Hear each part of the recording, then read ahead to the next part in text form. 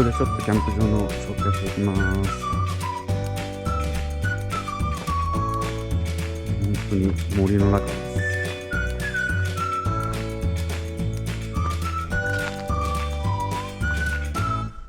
ここから下と向こう側がこちらのキャンプサイトになるんですけど、この階段登ると、この電気は24時間ついてるので、ここだけはすごい夜中でも明るいです。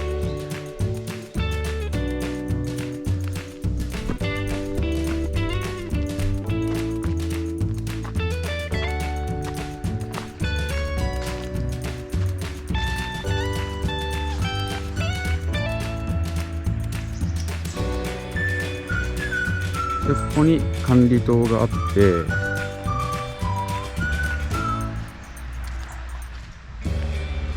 もうそこすぐ道路です。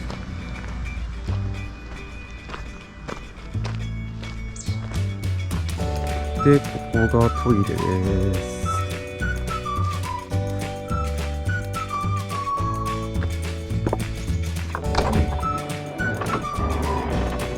洋式のトイレになってます。普通に綺麗ですね。